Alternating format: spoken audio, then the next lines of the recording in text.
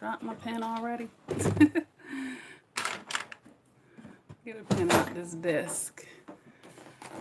What time is it anyway? 5 o'clock.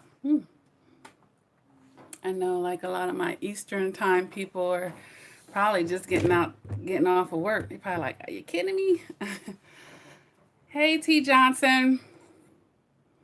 I'm just giving this notification a few moments because I know that I did not announce it here on YouTube. I got to get better at using that comment thing because we're able to make posts now. Hey, Jessica. So I know, guys, that it has been at least 4 months since I've done a live chat. At least 4 months. So, you know, I'm like, you know what, let me drop in. Hello, Gay Stud Exchange. Aw. So, I know I shouldn't have left you without a dope beat step to... Nah, I haven't left you guys, though. You see all of the videos that I've been posting, so there's always material here. But I figure, you know, with the holidays and everything, it'd be a good time to drop in and say hello to everybody and all of that good stuff. So I get, guys, on a daily basis, a lot of emails and questions on the support group. And sometimes I'll tell them I'll give them a video reply or, you know, but I have so many of them, guys, that I figure that I would make this live chat right here to go through all of these questions. So I'm going to be here for a little while, all right? I'm going to be here for a little while. And I won't reveal anybody's names, but I'm going to go through these questions here. But while we're giving people a chance to see the notification, I might as well go through announcements, you know, give everybody a moment to come through. Let's see. Hey, Leah and Denise and Geraldine, Dina. Aw, thank you, Leah. I'm really just a vessel, guys. I'm a vessel that God uses. So do not put me on a throne, all right?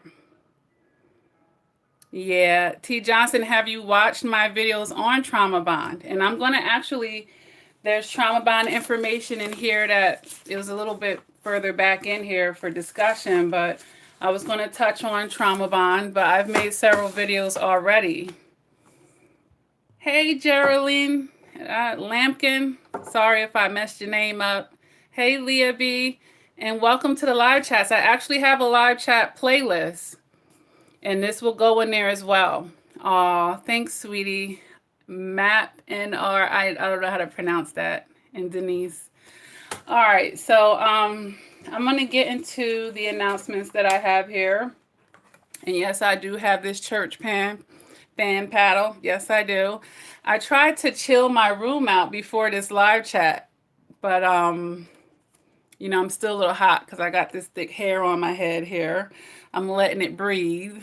For all of you with your natural hair and I have thick hair, you understand that heat. We retain, you know, heat through our head. So, and I just get so hot. Girl, I get so hot. So the announcements that I wanted to tell you guys, some up and coming videos here that you might be interested in while we're giving people a chance to drop in.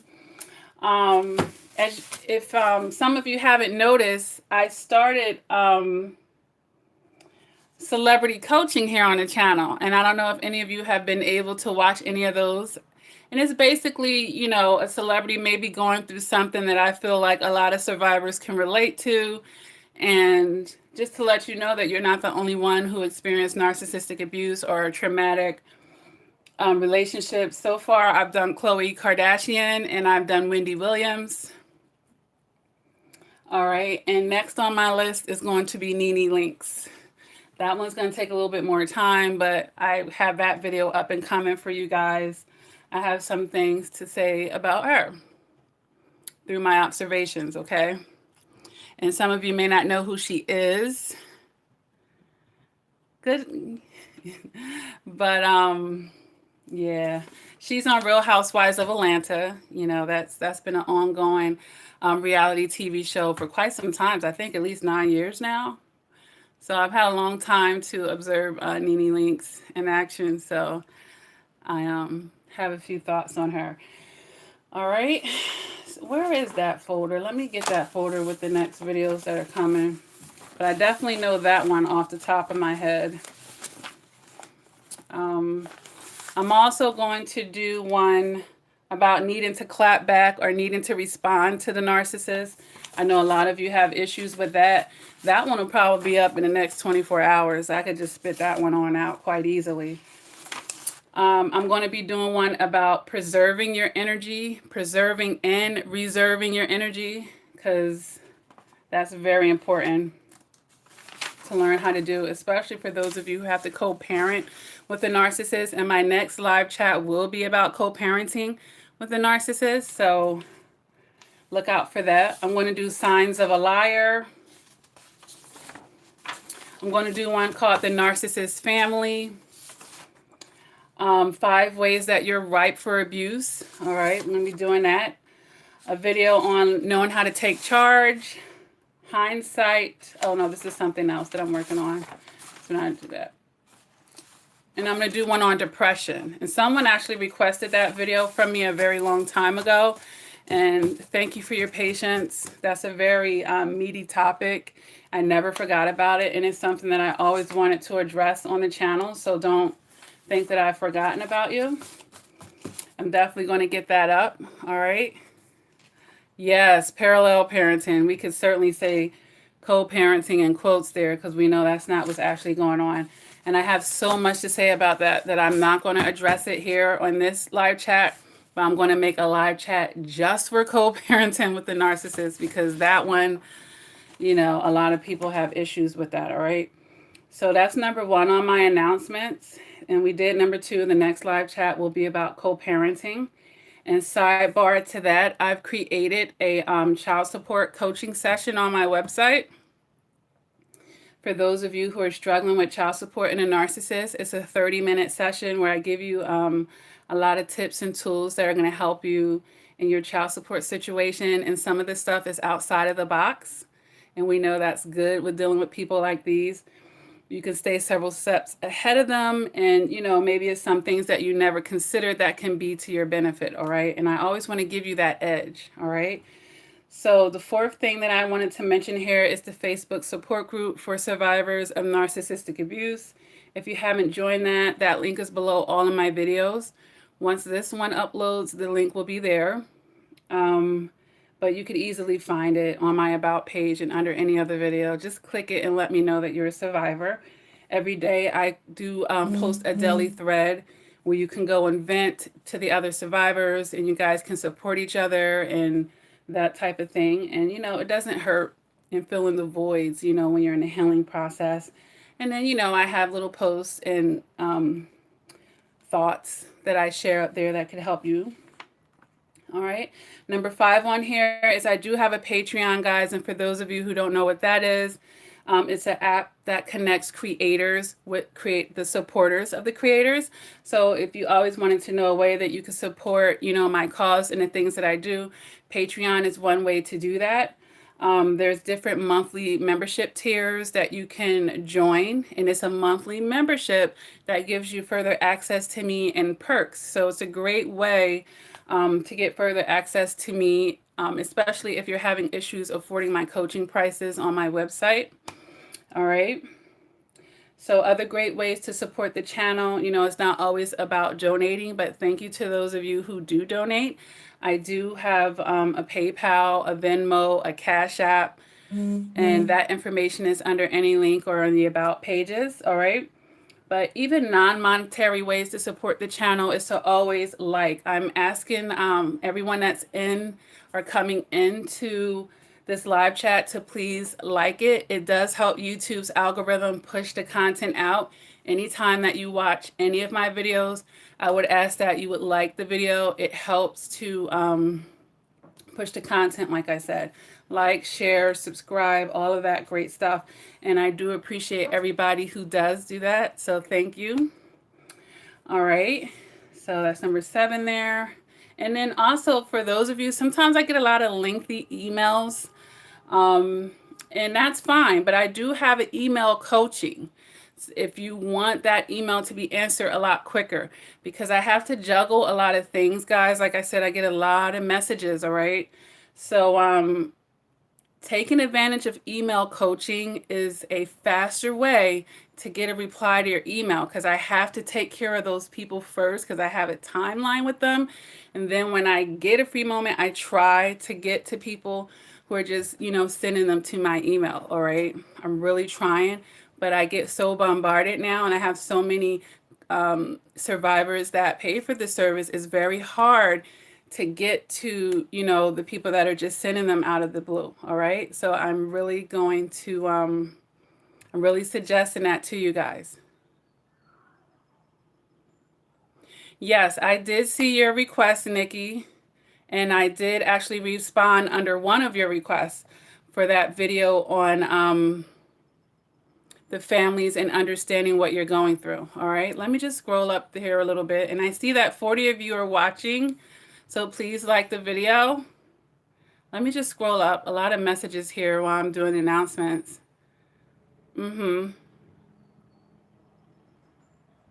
Yeah, but you know what, T. Johnson, I just read your response. She says it's hard to get family and friends to understand what I'm going through dealing with the narcissist. They should be over him by now. Yeah. Well, I've made videos to address this, but they don't deal with the narcissist like you do. All right. And especially if he's covert, they don't get to see all the things that you're, to them, claiming that he's doing. All right. Thank you for your support, Aiden. Right. They don't. A lot of times people don't understand it unless they are experiencing it. All right. So now that I've gotten those announcements out of the way, I can hop into these questions. All right.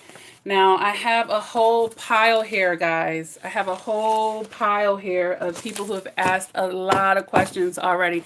So they've been very patient. I'm going to go through this list of stuff that I have here, thoughts that I wanted to share, questions that people have asked, and they've been patiently waiting for a response. All right. If you would like to be considered, or you want me to answer a serious question for you here in this live chat, I am open to doing it, but I'm going to ask for either you have to donate to the channel. Okay. Donate a $9.99 to the channel through PayPal, Cash App, or Venmo. And then I will do your question here as well. Okay. But these people have already been very patient to get their questions answered. All right, so I'm gonna go ahead, guys, and go through this. The PayPal, the Cash App, and the Venmo, that information is under all of my videos. All right, and Super Chat is available here too. That's another way that you can donate to the channel to get your questions answered, and that's a great deal because an hour session with me is $100 minimum. All right. So you're getting a deal here. So let me go ahead and go through this paperwork that I set aside for today's live chat. All right.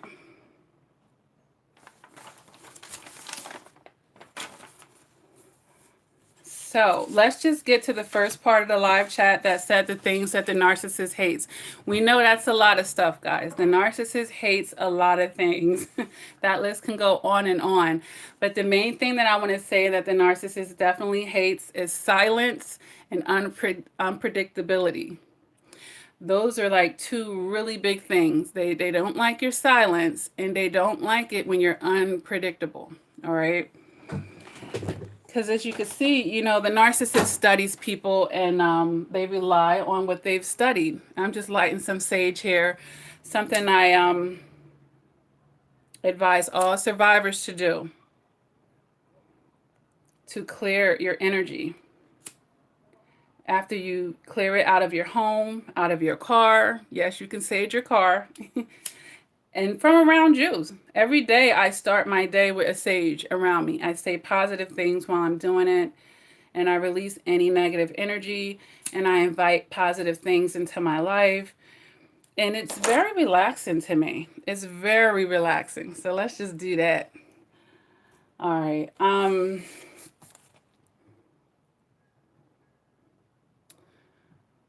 I'm looking at some messages here. Yeah. You're welcome. Woo, it's Trudeau. I'm sorry. That's a mouthful. I know, Leah. Yes, I'm exposing them. I'm exposing them, and I know that doing light work, I'm very careful about that. Like, it's never been my goal to be like the most notable. I'm more happy being behind the scenes, but I know I'm on a platform, and the channel is growing, and I do appreciate everyone who supports the channel. If I don't say that enough, I'm going to say it right now. Hey, K. Dot.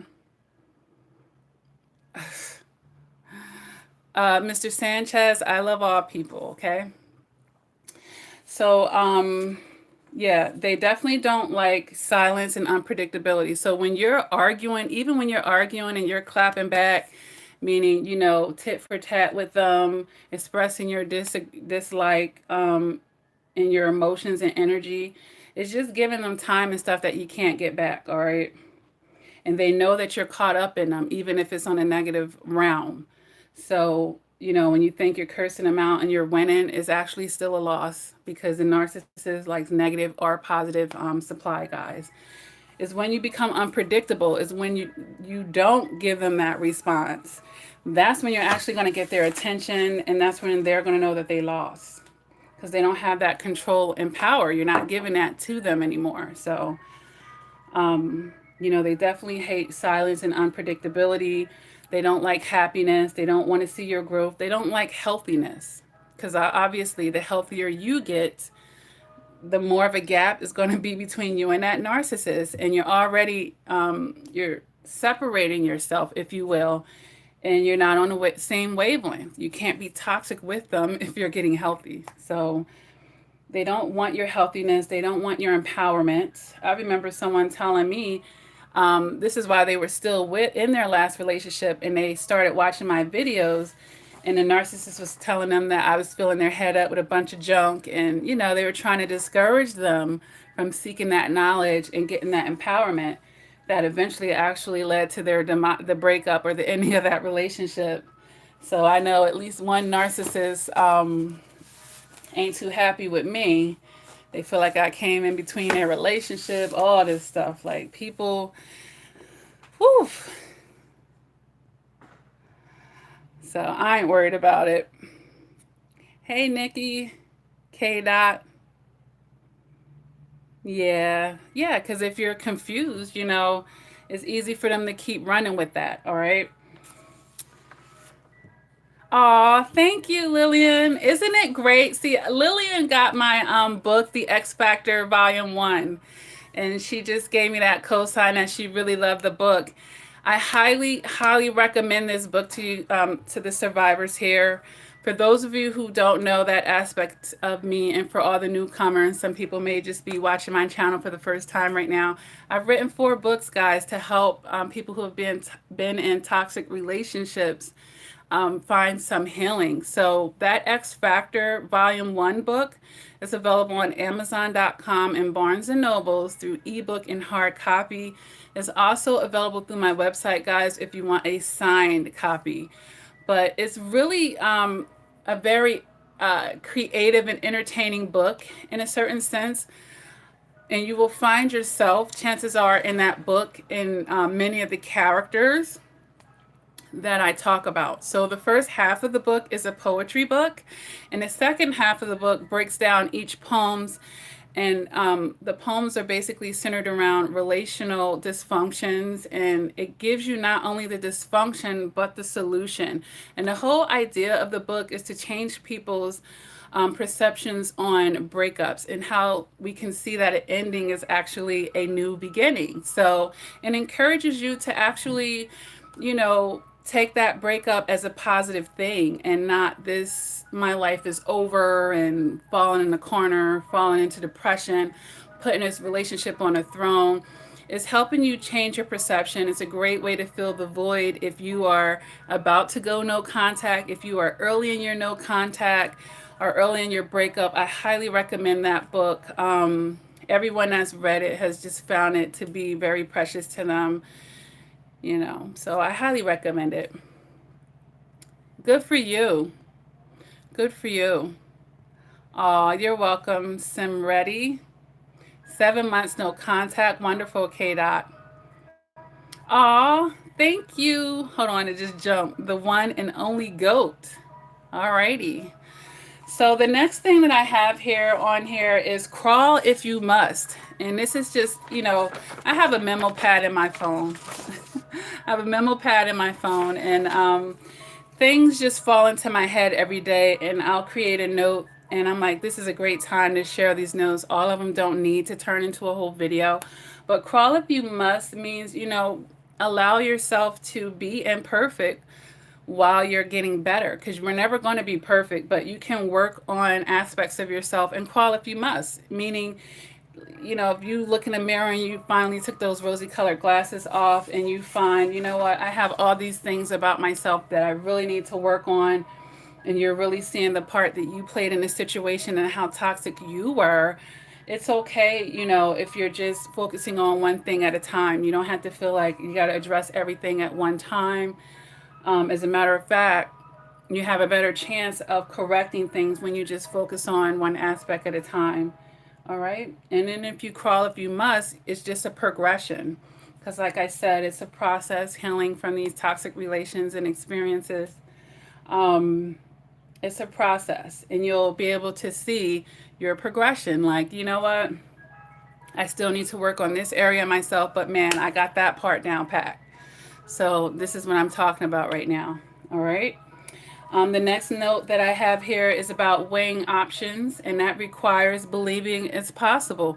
You know, sometimes we limit ourselves by being closed minded in life, and especially when we get caught up in staying in these toxic relationships. But, you know, having an open mind and seeing those angles and being an individual and having your own mind and then having self confidence, you know, that's going to let you weigh your options, and you'll see, you know what, I have an option other than just repeating the same toxic behaviors. All right.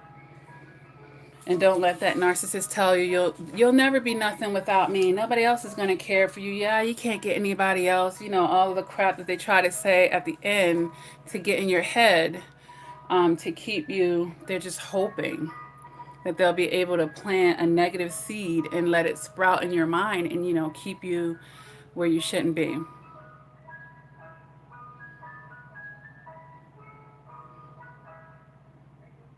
Aw, I'm fine. Yeah, it's a process. It doesn't have to be hard, all right? Oh, wow, Crystal Berry. Sounds like that's what she deserves, you know? She's not anybody else's friend anyway. All right. So,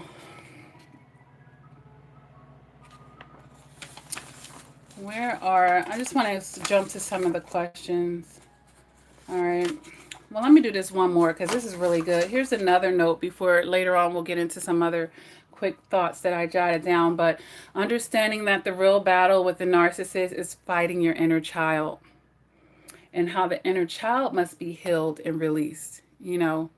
So that is something that you need to really connect the dots on in your healing process, all right?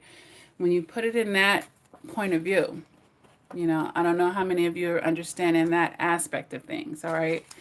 Understanding that the real battle with the narcissist is fighting your inner child, or actually they're connecting with your wounded inner child. So Emily is saying, how do you heal the inner child? Well, it's understanding what aspect of your inner child that is actually vibrating with the narcissist. What is replaying in your life? Because it's actually, let me find someone's question because it kind of goes in with your question, Emily. All right. And where is it? It's in here somewhere because somebody else asked a question that can kind of go with this. I'll bump into it when I go through the pile. But, you know, let's say you had some toxic family members, and, you know, you didn't have a great relationship with your father. I'm just making up an example right now. And later in life, you end up being attracted to men who remind you of your father, right? and your inner child is trying to resolve something with these strangers who resemble your father that you didn't resolve with your actual father. Okay, so healing your inner child doesn't mean basically reconciling with the person from your past. It's just having the awareness of that situation and finding that closure and peace about the situation within yourself, because a lot of times those people from the past are, they may not even be available, but their brokenness wouldn't allow them to be a part of you healing your inner child. But it's, guess what, that's the good thing, is that it's your inner child, it's yours. So whether they participate or not, it doesn't mean that you can't step into your logic or break down your emotions and, you know, think about or backtrack to the situations that you experience that's playing out in your adulthood. Okay, so it's having a certain kind of self-awareness, Emily, to be able to know what the trigger is and why, you know, you keep trying to resolve this with other people, and resolve it with yourself. Okay, because we don't like giving that power to other people, because they may or may not be a part of it, that healing process. But the good news is you can still take control yourself, right? Right, and we need to have that hope, because I always say this a lot, is never give up on yourself, all right? So I'm going to go to the support group here. I have a lot of questions from the support group here to answer. So the first person, and actually, this person is on the top of the list here, and they asked this question earlier on the support group. She says, can you do narcissist, what I believe she meant to say is, can you do how the narcissist use children in triangulation? My ex told me his kids didn't like me and used it as an excuse to leave and come back multiple times. He later told me that he learned to have better boundaries with his kids and told them to respect his partner choice, but left me to spend more time with them again. Well, it sounds like he's using the kids as a sacrificial lamb. I don't believe, you know, that this, if this is a narcissist, I just don't believe that he's telling the truth. And if you're coming into this live chat, guys, I'm asking everybody to hit the like button, okay? It helps to support the channel and it helps YouTube algorithm, okay? Don't forget to hit that like button. All right. But yeah, he's lying. This is a storyline. You know, I'm empathic, guys, and there's a part of me, I have a strong discernment for these things. And, you know, being that vessel, my feelings are, this man is lying to you. So lies.com to cheat on you, okay? Remember, narcissists don't care about other people's feelings and thoughts. So for him to take this stance, oh, I'm not going to talk to you because of my kids, that will be showing empathy right there. All right. So he wants to appear empathetic to you, you know, and he's trying to justify him blowing hot and cold with you, or basically juggling other supplies at the same time. So he's trying to, you know, run a smooth one over your head here. So, you know, this is one of those instances where, if you haven't watched my Trust 1 and 2 videos on how to not take everything up at face value, okay? And if you've already determined this person is a narcissist, you know that you can't trust a word that comes out of their mouth. They're going to say whatever they need to say in the moment to get the results they feel that they can get, okay? So this person is lying to you, and unfortunately, he'll go so low as using his children as a ploy. All right, but that's what my discernment tells me about that situation. All right. Okay. Let me get to another question here. And, okay, that's on another page.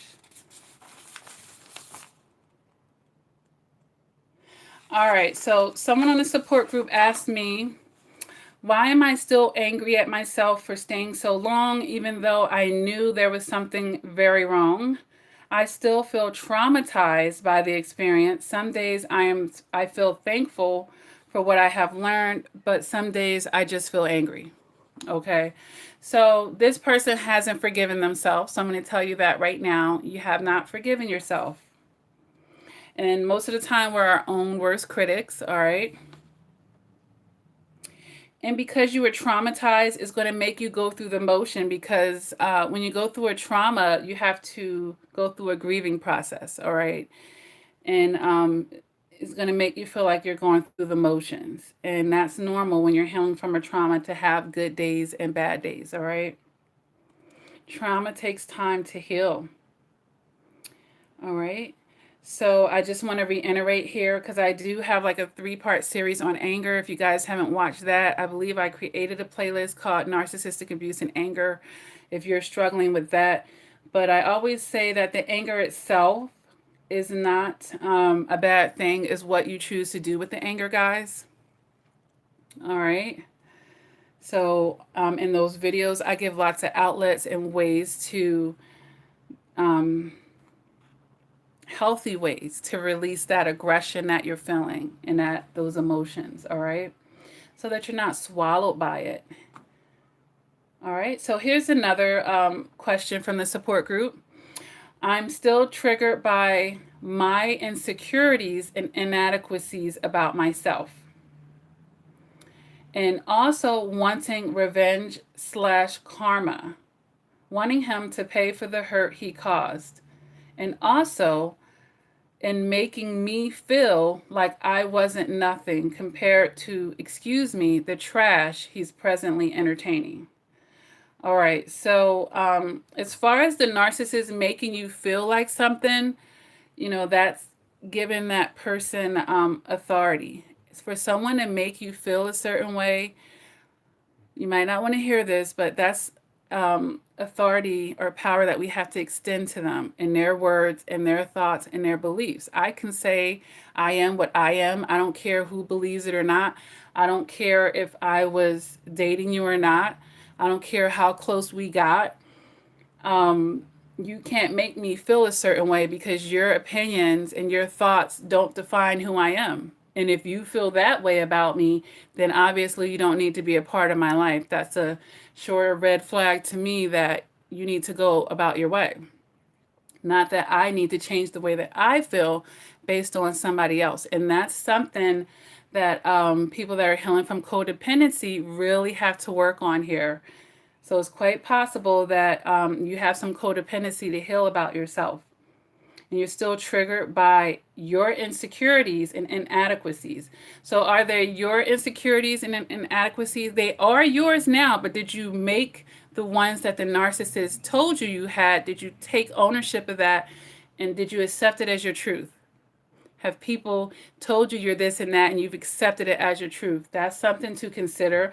And then, of course, we can have our own natural low self-esteem just based off of our own negative perceptions of ourselves, which would allow us to then partner up with someone else that can make you feel like that. Okay? Because if you're not supposed to, if you're in a relationship with someone, they should be making you feel good.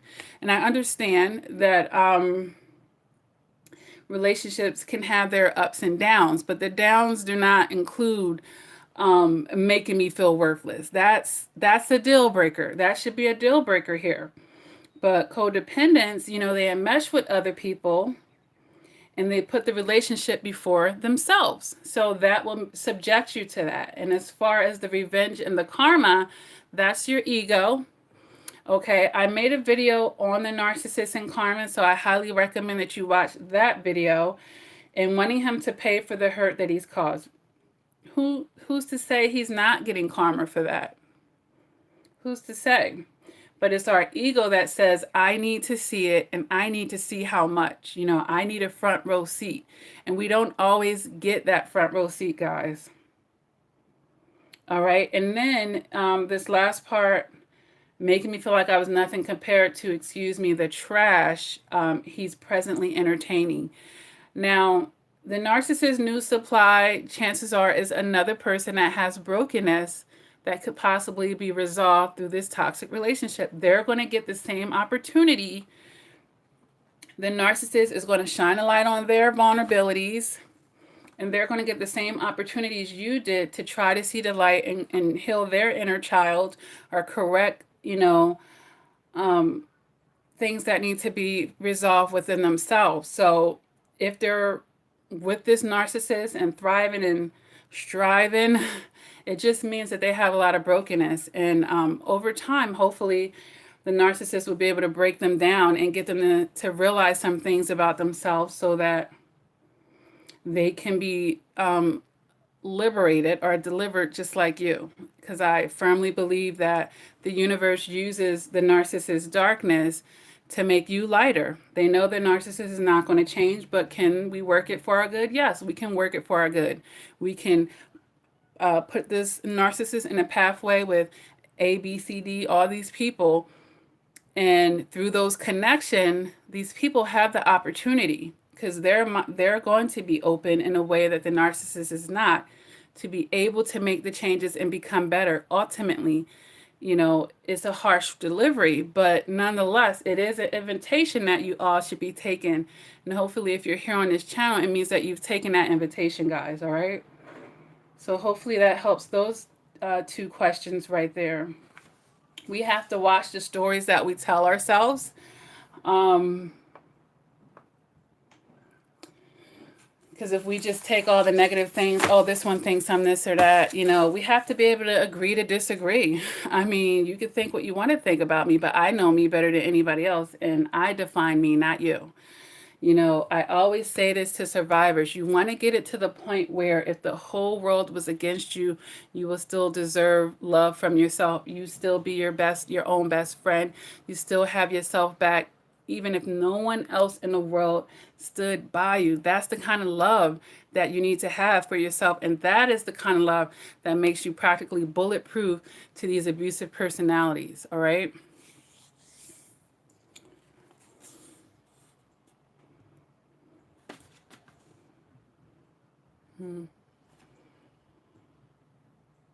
Never give your power away. That's right, Linnea.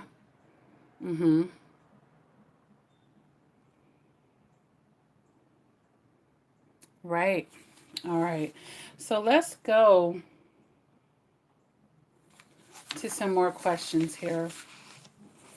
And as I mentioned earlier in the video, if you're just coming in, make sure that you like. It helps YouTube algorithm. I see people here in the chat room. Make sure that you do like here. And if you want me to, I see people requesting the support group. I'll accept you guys after the live chat. If you want me to answer, if you have a question about narcissistic abuse and you can't do sessions with me, make a $9.99 donation to the channel through Super Chat or Cash App or PayPal or Venmo, and I'll answer your question here live on the channel, okay? All right, somebody asked this question: how to expose them so that they can stop using their tactics on the victim. Well, I'm not sure, if she meant like exposing them to the new supply. I'm not sure, but each one teach one, not the new supply. I highly recommend that you don't try to intercept the new supply, because trust me, if they're on a wavelength with the narcissist, they're being love bombed, and chances are they're not going to believe you. But as far as helping other people in your community, your children, your nieces and nephews, helping to teach that emotional maturity, your girlfriend, sharing the videos with other people you think could benefit. That's really just increasing awareness. I have almost 15,000 subscribers. And there are other platforms. And imagine if everyone that actually understood about this started sharing the news. I mean, I can't reach everybody. So each one teach one means that we all play a role in spreading the awareness, not just the people on the platforms. Once you have the information, now you have a responsibility. To much is given, much is required. Now that you've got yourself out, why don't you go back and pull somebody else up. And that's why I create things like the support group, because I may not be the one to always jump in and answer your question first, but some of the other survivors who are further in the healing process, you know, they're able to jump in there. Okay, so each one teach one. This is how we expose them, by lifting awareness and not just keeping all those pearls of information to yourself, all right? Hey, from Greece. Wonderful. You guys, I have talked to people all over the world, and that's a beautiful thing. All right, so I'm going to go ahead to the next question here from the support group. Make sure you guys are liking the live chat here.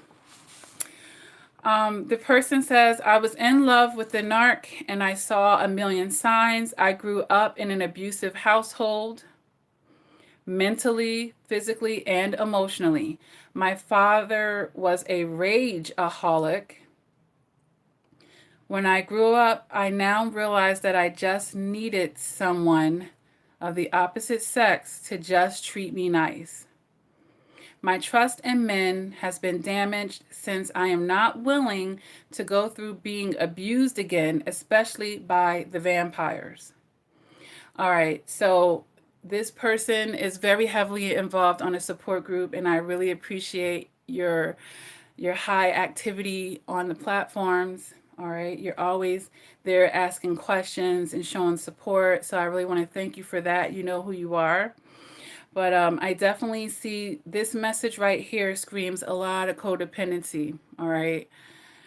All right. The fact that you needed someone of the opposite sex to just treat you nice.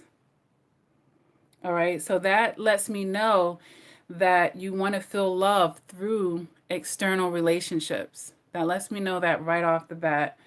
And that lets me know also that it's the opposite as well, that you may not be treating yourself nice, or you're not in control of your own happiness per se. All right. Now, a lot of survivors go through a phase, at least I did too, in a healing process where, yeah, I didn't trust men. And actually, I didn't want to be bothered with people. During my worst experience with narcissistic abuse, which was my last one, I took an 18-month off from human beings, period, pretty much, except for my children. And I went through certain phases where I didn't want to be bothered with people. I didn't want to be bothered with folk, is what I always say. And it was just a stage for me. But some people really take that and run with it, and they become that way pretty much for the rest of their lives. And I've always said to people that when you put these walls up, you not only block out the good or the bad, but you block out the good. All right. So you're blocking everybody up. You're punishing everyone. And to me, life is about making connections. All right. And some of those connections are positive and healthy.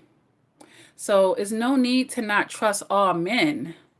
Really, you have to work on trusting yourself. That's the problem right here. You haven't trusted yourself because you are the one selecting these people that can come, and make connections or make it into your inner circle, if you will. And you haven't done a good job. So it's almost like a deflection. You feel like you don't trust men, but really, like I said, it's showing me that you don't trust yourself. Now, you've done a lot of work. I see you watching like all of the videos that I have here, which is over 500 videos, guys. So you're getting a lot of information, but it can be very nervous that first time you go out and date again after narcissistic abuse. And I know I've been there and I've done that, guys. So when I took all them 18 months off, I thought I was going to be so self-confident when I felt ready. I didn't rush myself. When I finally felt ready to socialize again and date again and give love a try again in that way, romantically, I was nervous as heck, because all those 18 months I spent it with myself, working on myself and my shadow work. I wasn't like breaking the ice and rubbing elbows and going out on dates. So the last experience that I had was very traumatic to me. So I was very nervous and hypervigilant. I had major trust issues, and I had to date a few people to come off of that, honestly. But the more that I put myself out there and I started working on those aspects of myself, because those 18 months wasn't dealing with wasn't dealing with interacting with other people so much. It was dealing with me really getting to know myself, dating myself, and falling in love with myself. But I was still, at the end, I had that paranoid about other people. But it came with me exposing myself, actually. So once you feel ready, um, you have to trust all that new information. You're a different person now. You know, you're graduating and you're going to be better than you was before. And maybe it doesn't mean that you will never attract the narcissist, but the narcissist won't get far. You got to take credit for that too.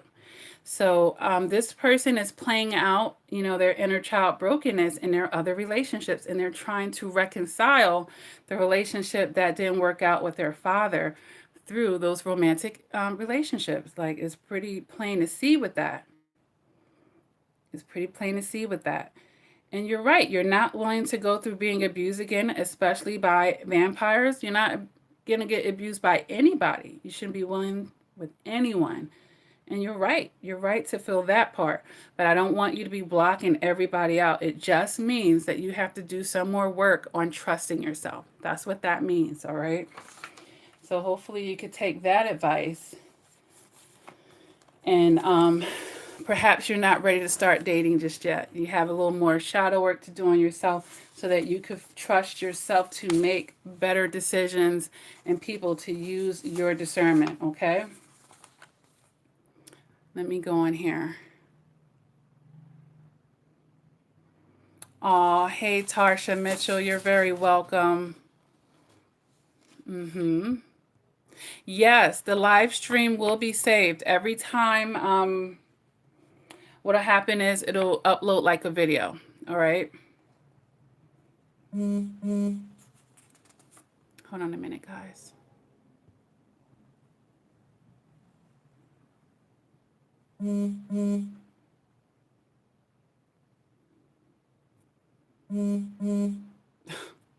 Goodness. All right.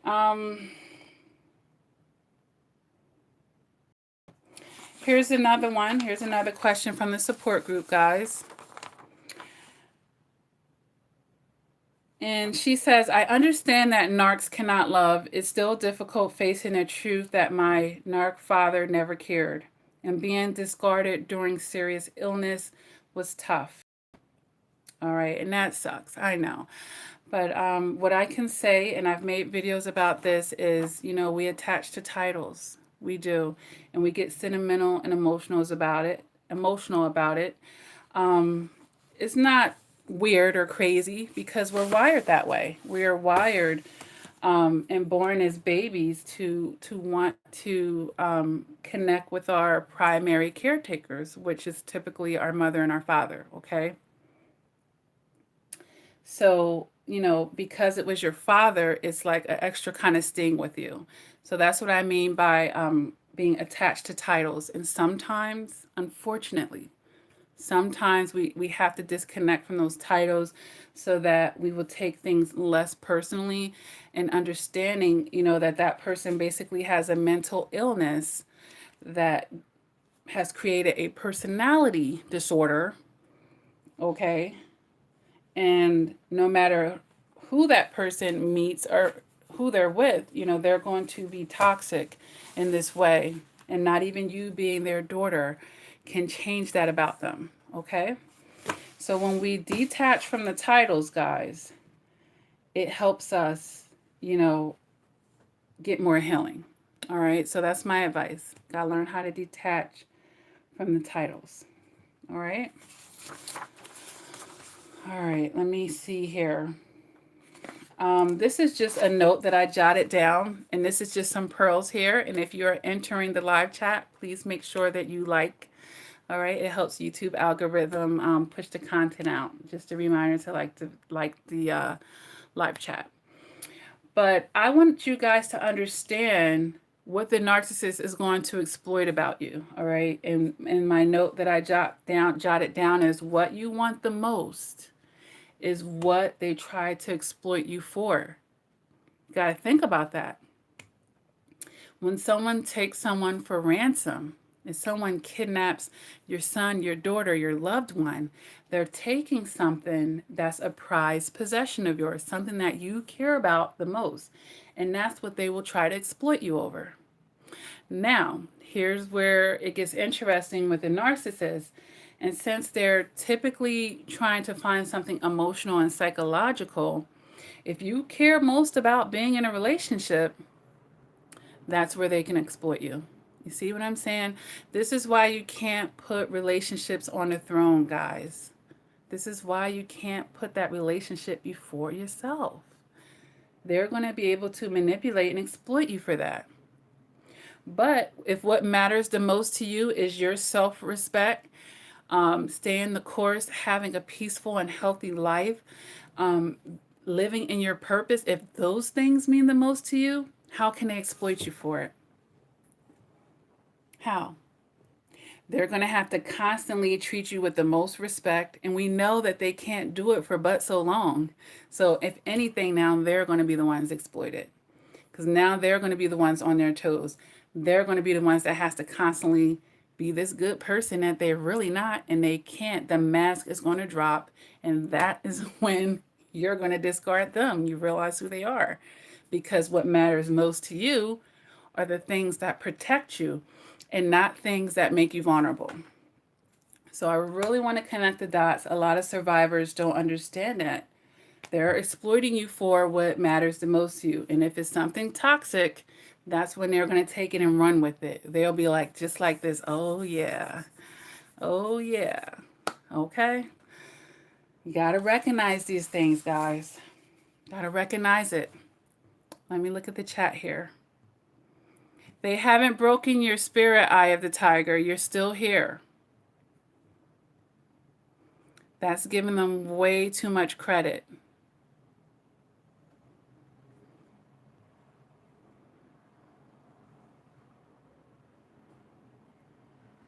Oh, wow. He already hated you, Debbie Headley. Already hated you. You guys have to understand that.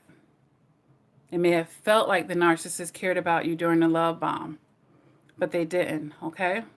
They already hated you. Very good, Naomi. We have to increase our emotional maturity, all right? And that's what my video is promoting. That's, you know, what everything that I like to generally promote, honestly.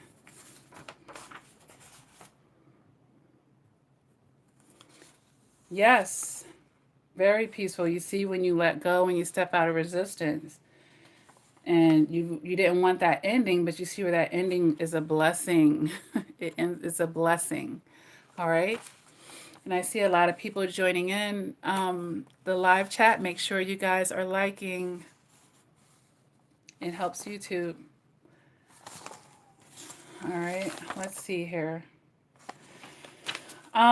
This is another note that I jotted down, but I want you guys to understand that you'll keep attracting the same energy until you change yours up. You will keep attracting that same energy, and all you're going to be doing is changing out faces and names, but it's going to be the same result until you start changing some things about yourself, okay?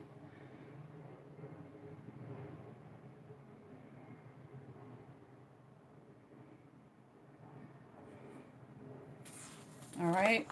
And then this is something else I wrote down here, and this speaks to codependency, because someone said it. Someone can do horrible things and still talk to them. That speaks to codependency. If someone's able to do horrible things to you and still talk, there's a codependent element there, okay? I'm telling you.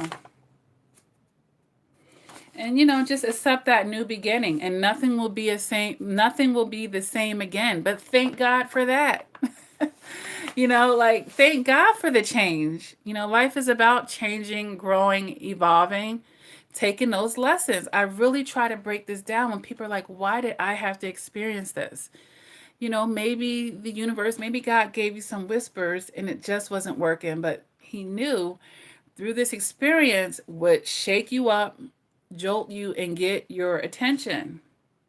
So thank God nothing will ever be the same again. People be moping about that change and how things, that's a good thing. You need it to change.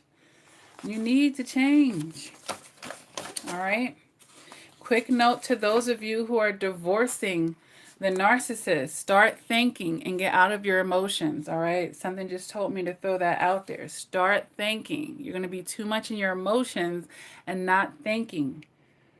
Start thinking instead of only feeling. Start thinking, because you got to get in your logic with these people, all right? But accept that change and reinvent yourself. Be happy to do it. This should be like a butterfly coming out of a cocoon. Be happy. Be like, man, I really used to be lost. Man, I was really operating out of my ignorance. Man, I really had a lot to learn. Man, I wish I could go back and talk to the old me, you know. But reinvent yourself and be happy to do it. Now you get a fresh slate. If God is waking you up every day, He's not done with you.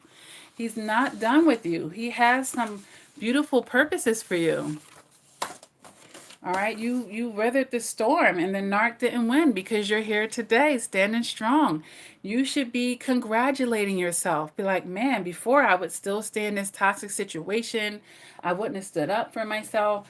Like, too many survivors are seeing the glass half empty. Oh, he's with somebody else. He ain't with you.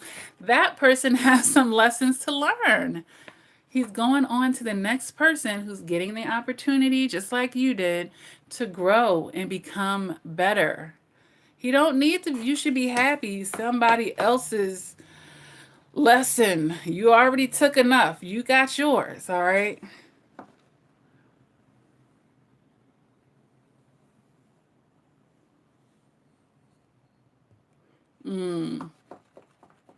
Yeah, I'm going to do a live chat, Naomi, about co-parenting with a narcissist. And nobody should be able to hold you in balls and chains. There are some ways that you can empower yourself, okay? So you can look out for that live chat. You can watch my playlist on that I already have created with co-parenting with the narcissist. But, you know, there's probably, I don't know if you deal with him legally, but there are things that you can do. But even just mentally, not giving him that authority is going to be a good head start for you. And I do offer coaching.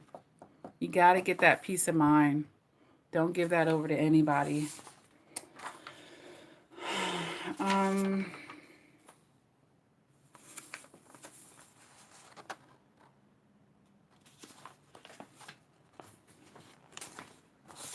Yeah, I want you guys to see, you know, staying in a relationship with a narcissist is not fruitful.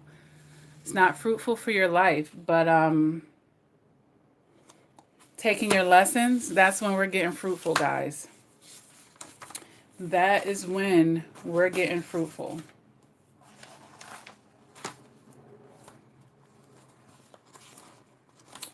Let me go here. Yes, I agree with that, Lania. Lania, I agree with that. All right, now let's go over some basics here. I don't know how much of you guys understand about narcissistic abuse, but let's just talk about some preliminary things. You know, someone could be watching this channel that has never really heard about it before. They're just trying to understand some basics, all right? Let's go over some basic information. And these are things that people have asked me in coaching sessions too, all right?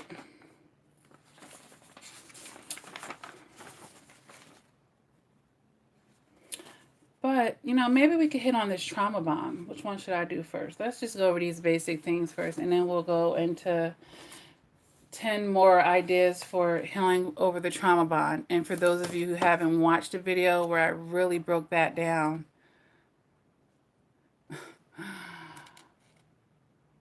I am not going near that question. All right, so, and I might need a moderator, but I don't even know how to set that up on here. But, yeah, so let's talk about some basic things. Somebody asked me before what cluster B is, so let's talk about that. And Rel Gunter, if you can't stick to the topic at hand, you're going to get blocked. I might have to block you myself. Raw Gunter. Let me see. Put user, it says put user on timeout or hide them. We'll just hide you. Why? We're talking about the president.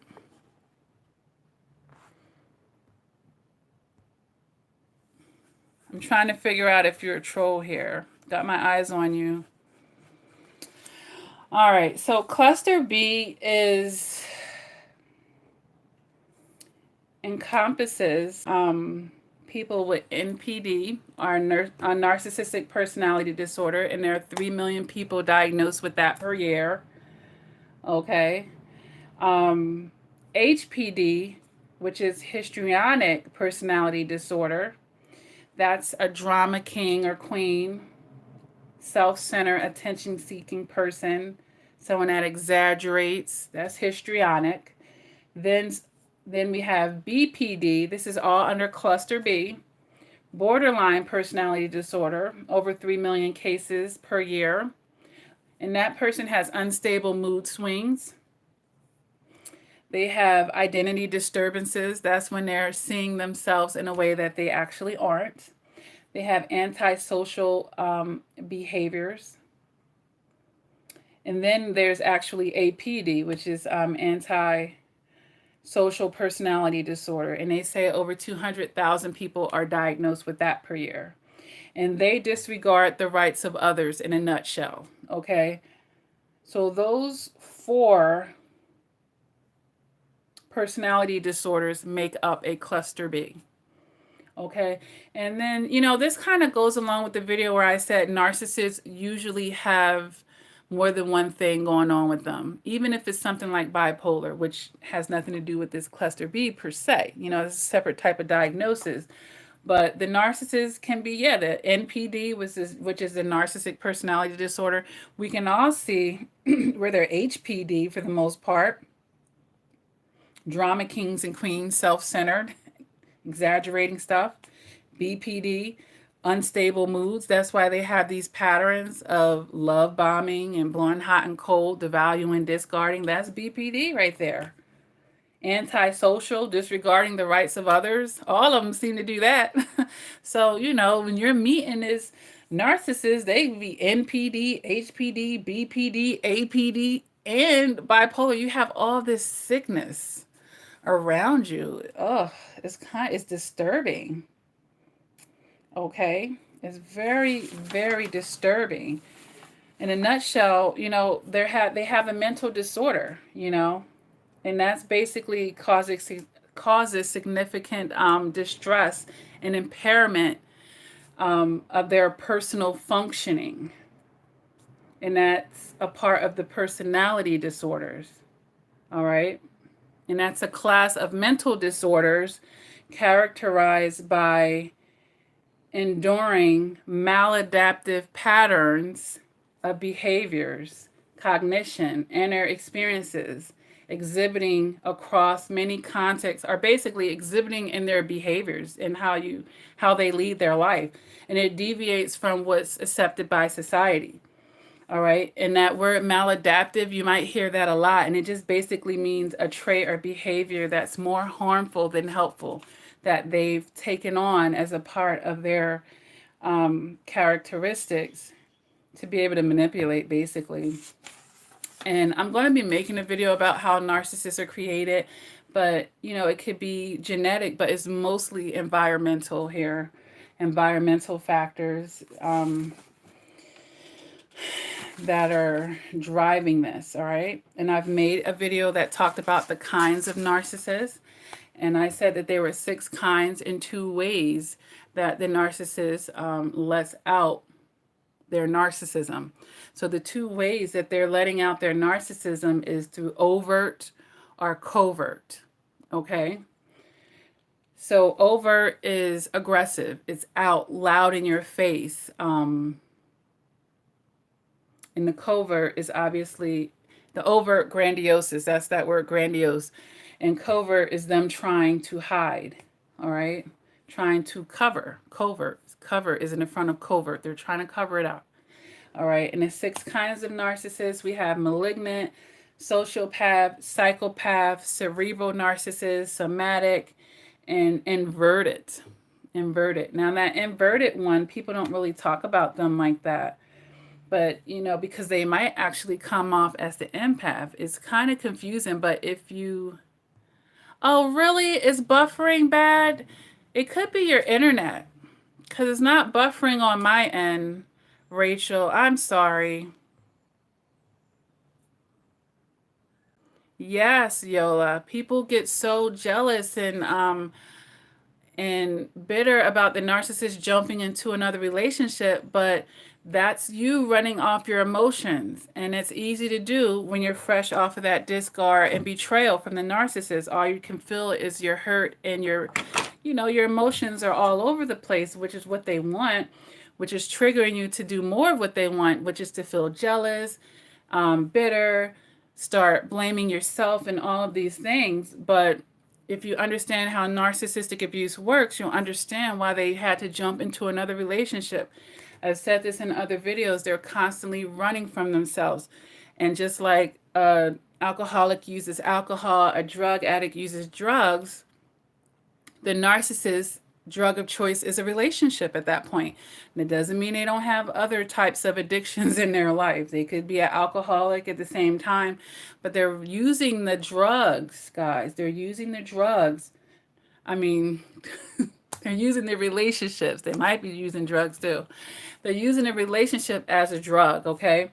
So they have to have somebody else because they don't want to self reflect. They don't want to figure out what their part was. They don't want to have any accountability. They want someone else to come and soothe them, and they want to escape. They're running from themselves. So yeah, they're jumping into a relationship with someone else that has some lessons to learn just like you. They have some brokenness in the area that the narcissist is going to keep shining the light on. Now, how broken are they, and how willing are they to start seeing things for what they are, and how much abuse will it be that the narcissist needs to do on them for them to get it. All right. So that's how you need to look at that. But back what I was saying about the inverted narcissist, who we really don't hear people talk about this kind of narcissist very much. And it can be very interesting because that narcissist could have gotten with an inverted narcissist, and that's why the relationship is somewhat thriving. The inverted narcissist basically bows down to the bigger narcissist, or the one that is in the aggressor role. So we got two narcissists together, and one's more passive and willing to bow down to the stronger narcissist, if you will. All right, that's the inverted. They basically cater into the emotional needs of a classic narcissist. All right, but they might seem fragile and emotionally bashful. They may insult themselves, and it may make them even come off as a little codependent and even empathic because they are trying to figure out the narcissist's needs and be accommodating to the narcissist. So this is where there's a fine line here. All right. So, but inverted narcissists are out there. They're definitely out there. And a narcissist, these people are just a handful, I tell you. But if we just keep spreading this awareness here.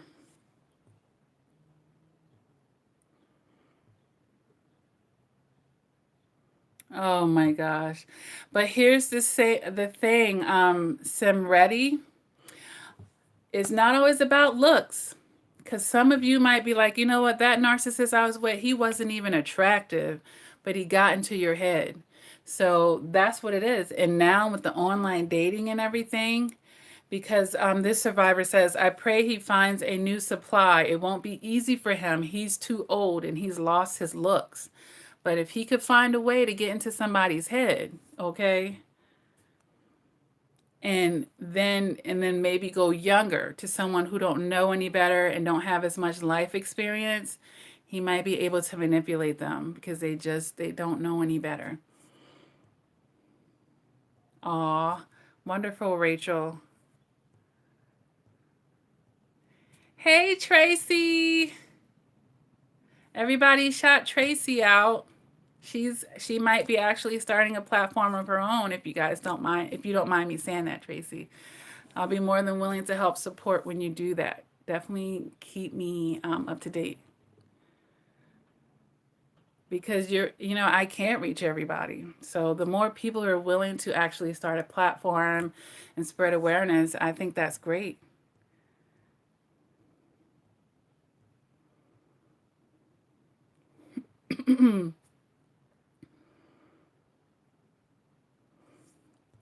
It's possible, Crystal, that some narcissists, had sexual abuse.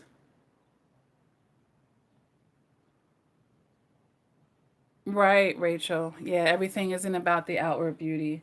And then for the survivor who just wants to feel loved and accepted, we learn how to not be shallow in that way. And we may be actually more willing to turn a blind eye to their physical appearance. And then that could be a cerebral narcissist, and they're good at really getting into people's heads and such. So they'll wait and they'll look for people who fit a certain prototype, and they feel like, you know what, this person is ripe for abuse. And that's one of the videos. And I see people coming into the chat. Don't forget to like, guys.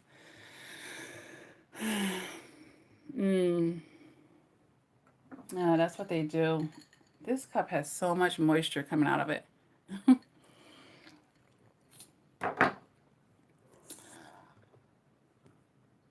Mm-hmm.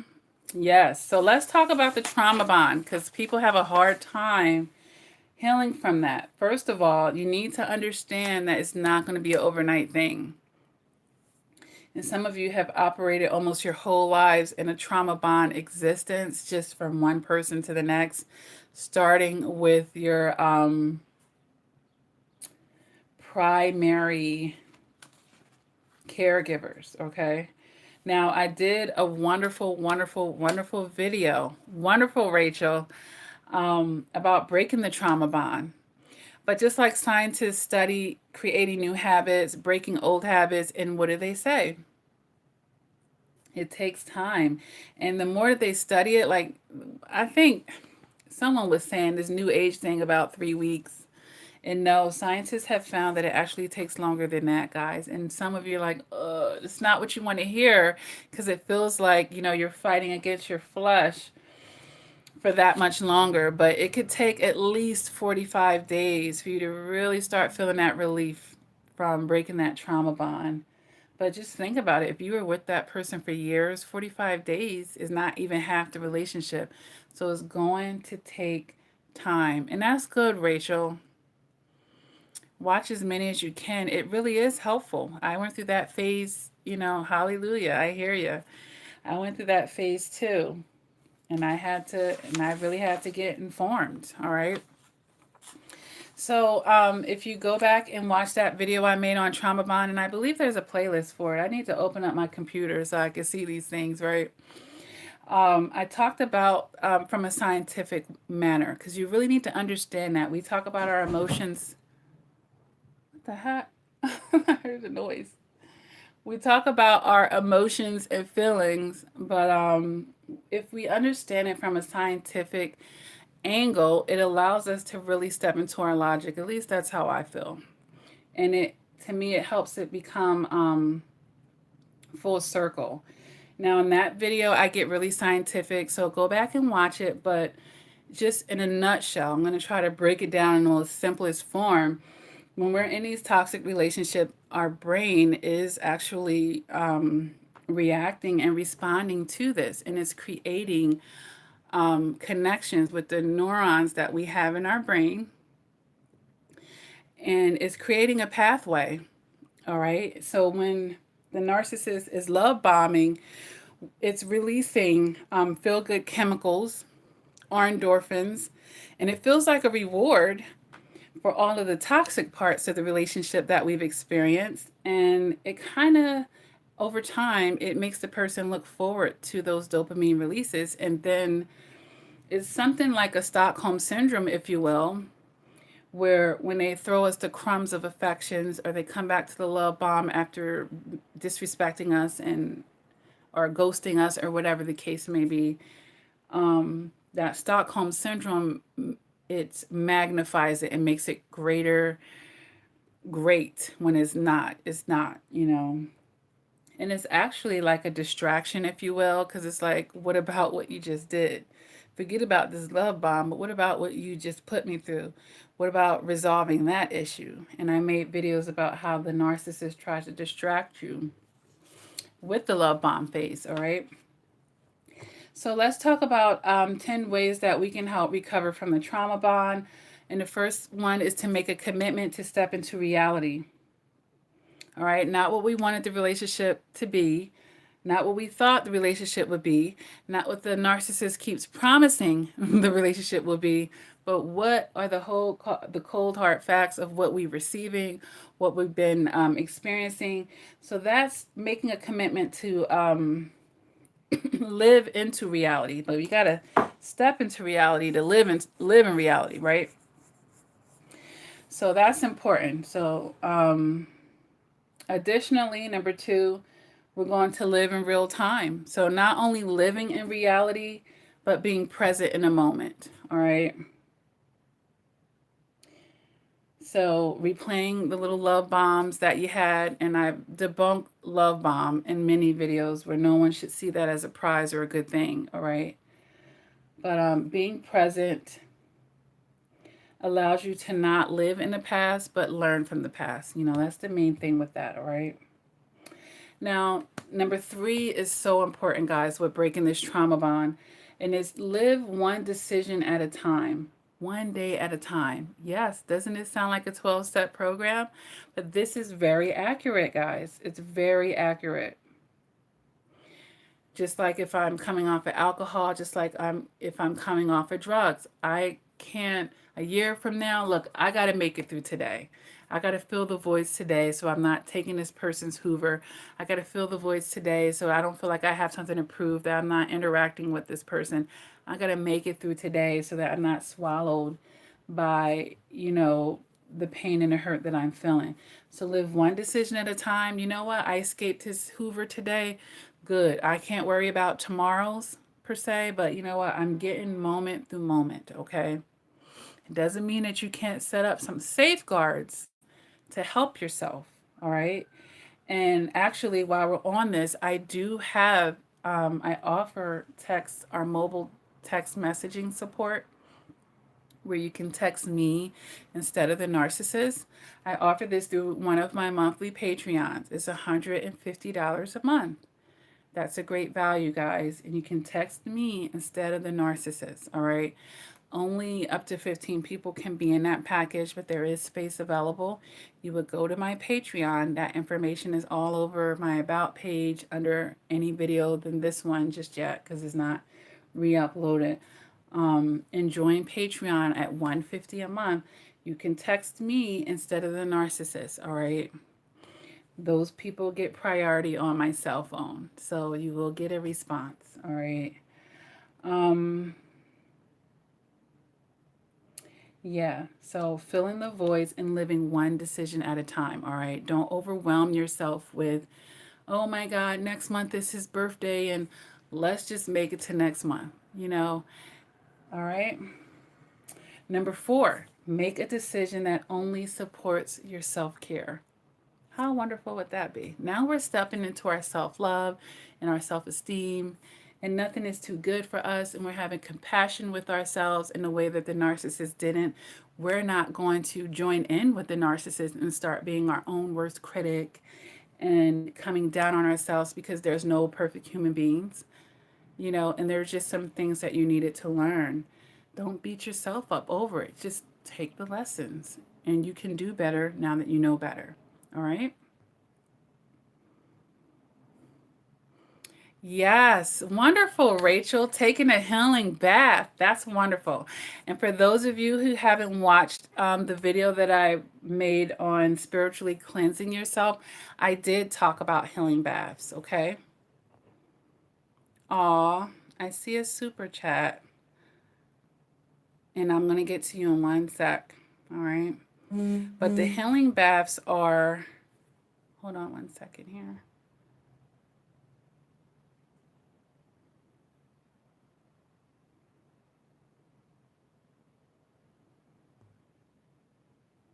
Hold on.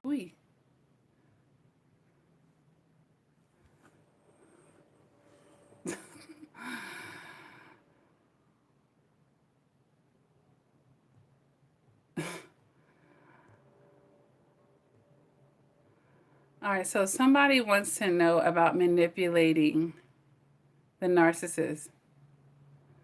Well, thank you, Gay Stud Exchange, for the super chat. But hopefully you guys are still here. I'm just scrolling back right here. Someone wants to know about manipulating the narcissist. They sent via PayPal. So thank you for that. You didn't say whether to say your name, so I won't, but I did get your super chat. Let me just write that down so I won't forget to get into that.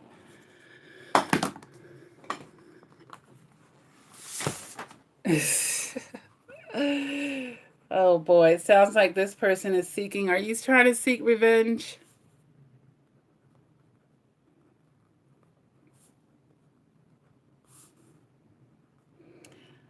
All right.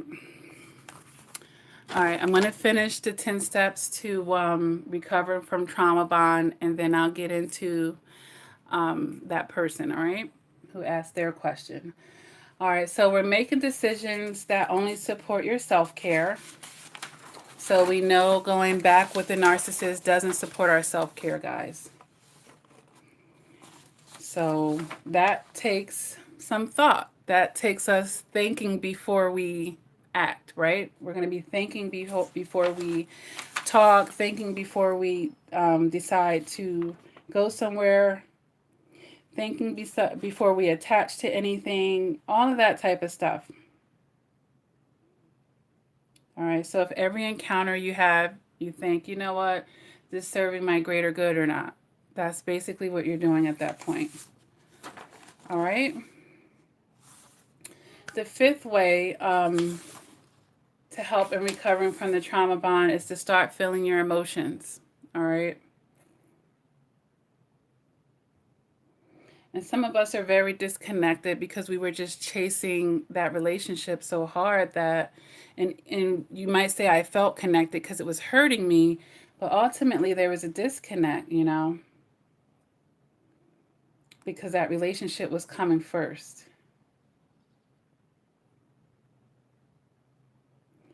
And, you know, it's okay to say, I wish I could be with the narcissist right now, but I'm going to sit down and write my feelings instead. It's okay to acknowledge, you know, I'm still caught up in my trauma bond, or my trauma bond hasn't healed far enough to allow me to be able to not have these feelings right now. But logically, I understand that it's stemming from the trauma bond. And because of that, I can intercept it, right? And not give in to it. Because just because I feel like doing something doesn't make it a good idea. It doesn't, guys. It doesn't. So really check your feelings with, okay, if I feel like doing this, but does it serve me? And that's a part of making decisions that support your self-care, of course, which is number 4. And starting to feel your emotions. Like, yeah, I do miss that soul tie that I had with the narcissist, but I know it's a soul tie. And if I know it's a soul tie, I know that it's built on something toxic. I know it's going to take a certain amount of time of me not sleeping with this person to be able to break it. So this is where we, you know, get into our logic. All right. So number 6 is learning how to grieve. All right.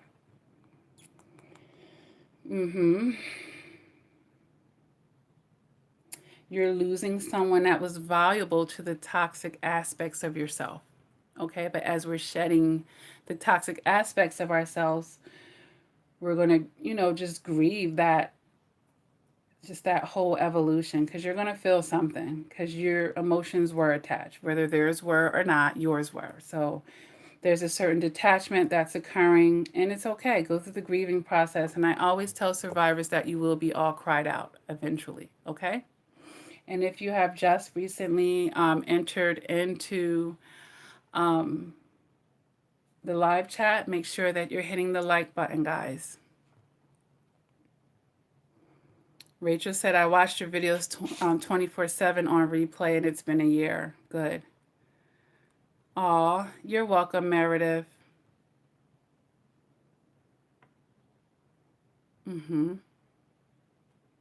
Yes, help others. Reach back and pull somebody else up. Right? There is fake, Rachel said, fake book illusions. We know how the narcissists are, you know. Aw, you're welcome, Simready. It's Lakia, not Lakota.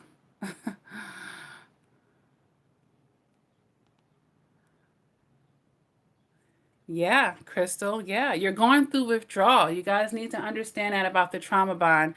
You're going through a withdrawal, okay? KIA. You're getting closer though. Now it sounds like Lakia, just not spelled the way I spell mine. You're getting closer. Simready. Yeah, she's good too, Rachel. She's good. Yes, glory to God. I agree with that. Man, you know. So yeah, thanks again, Gay Stud Exchange, for your donation. Super chat is open. And if you would like for me to answer your question, you could do a super chat of $9.99 or more. You could donate through PayPal, Cash App, and Venmo, and I'll answer your question here on a live chat. That's a good deal because coaching is a lot more expensive. So be willing to make investments in yourself. Sorry about that delay, Eye of a Tiger. And it could just be a delay of me reading the messages because, as I'm talking, I don't catch every single one of them. Aw, thank you. Get your money and not your funny up. Oh, I like to laugh too. I like to laugh while I'm getting the money, huh? Laugh all the way to the bank, all right? But she said, love your hair. Thank you. I finally, I wear a lot of protective styles, not to get too off track. But I wear my hair mostly plaited up, and you'll see me wearing lace fronts and stuff. But it's a delayed gratification, and we're gonna just talk about that too, delayed gratification. But I'm willing to go through plaiting my hair up because I prefer to wear my natural hair. But I know to grow it out, I have to leave it alone, right, and let it do its thing, and not keep putting heat on it. So I may put heat in my hair up to 3 times a year, but it's because I'm growing it out. So I'm willing to have that delayed gratification. And then when that time comes around, like once every 4 to 6 months, and I want to go ahead and see my new growth, and I go ahead and do my press out, and I enjoy it for a little while, and then I go back to my plaits because I don't want the heat damage. But thank you. I love natural hair. Nobody needs to be perming their hair, but to each his own. But no creamy crack for me. I make my own little natural hairspray filled with my own little concoctions of different oils that I like to put in my hair, and a little leave-in conditioner spray, and my favorite hair conditioner, a little bit of that, a little bit of curling pudding. It works for me. So I figured out the secret to getting that hang time. So I'm thinking another year of protective styles will get me where I want to go. Get your money up, not your funny up says, what's your favorite song? If you guys follow me, you should know that my cold, hard followers know what my favorite song is. All right, this person is getting blocked because that was totally inappropriate to ask.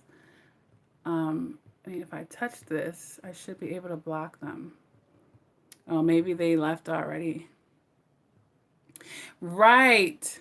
Right. I have haters. Everybody does. Oh, there it is. Oh. Oh, here we go. Hide user. Bam. Did I block them or I got to figure out how to do moderators.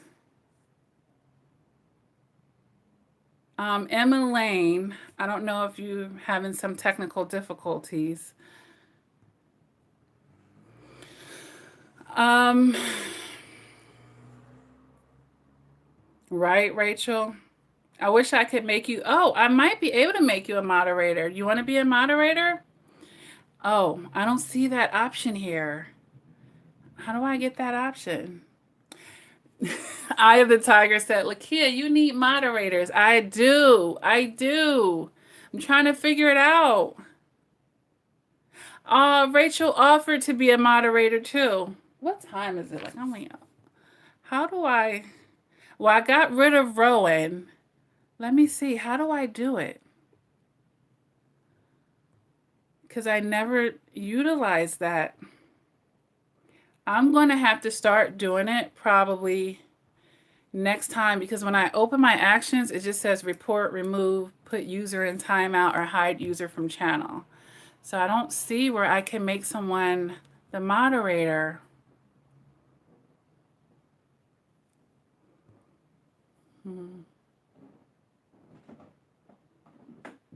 Versus my narcissistic wife story to share. Well, you can have empathy and know how to balance it. Hey, from Sweden. And I've made videos about that, that was just speaking to those who have like strong empathy. There are some things that you need to understand, you know. Racism, it is lame. Each one teach one. Right, it is Good Friday. Amen. Oh yeah, Rachel, the $100 is for the voice call, but you know, FaceTimes are $125, and then there's little packages. You know, I'm not trying to. I am running a business, but it's not all about nickeling and diming anyone. Okay. That's right, Eye of a Tiger, Michael Jackson. So my favorite song is I Just Can't Stop Loving You. I have like 60 renditions. Yeah. Yes. Brianna says, girl, I do not know how people healed without spiritual concepts. My experience was so traumatic. The healing took longer than the relationship. My coworker offered Jesus instead of a drink or drugs. Yes. And that's good.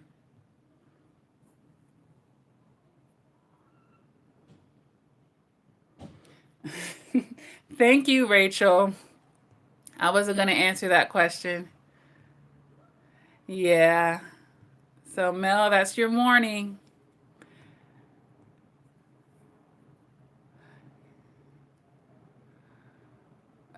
Yeah. Ready. You don't have to rush into a relationship. So, don't worry about that. Somebody who getting out of line. I don't know how to add a moderator. I just don't see that option, and I don't want to mistakenly end the live chat, but I am going to definitely research it, and I will know how to add the moderators next time. And Rachel, if you're around, I will definitely trust you to do that job. Yes, I know. I can block the troll gay stud exchange, but having someone else do it, and then I can just focus on what I'm going to be saying more than blocking trolls here. Yeah, yeah. I know that it's people that like really hate me for pushing this information out, because it's getting into the right hands of the people who are breaking away from those very people. All right, guys. Yeah, it's good to love the alone time in the space.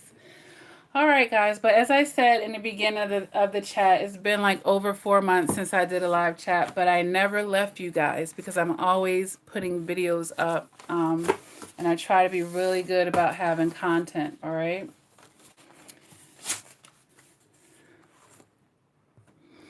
But I want to thank you guys for joining in live chat today. It will be re-uploaded for any of you who have missed any, you know, the beginning parts or whatever. You'll be able to watch it.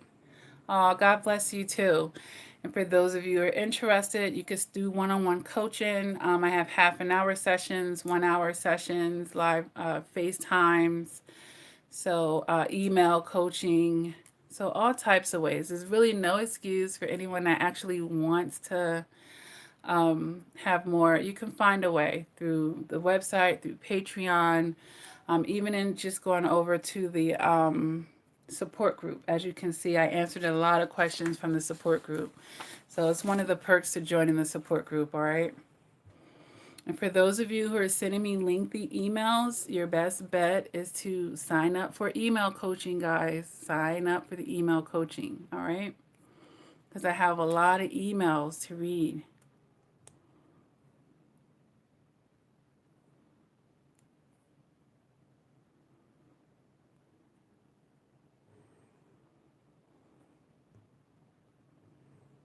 Oh, yeah, it's good to cry. You know, let yourself cry and you will be all cried out. And that's a good thing. One day you won't have any more tears to shed for it. All right. Well, guys, as I always say at the end of my videos, you know, keep doing the work, of course, and never ever let up on yourself or give up on yourself. And until next time, guys, please take care. Have a very nice holiday for everyone, you know, that celebrates. I do celebrate myself. I will be in church on Sunday morning, and I have a beautiful day planned with my family. So, you know, I would be nowhere without Christ who strengthens me, you know, that's for certain. All right, guys. Like I said, the next live chat that I'm going to be doing will be on co-parenting. I'm not sure when that's going to be. I have a lot going on, but, you know, chances are that will be the next live chat, all right? If you have visited, make sure that you like the video. Feel free to share any and all of my content, of course. All right, guys. Thank you for all of your love and support. Thank you for tuning in and spending time with me. And I'll see you guys next time. Take care.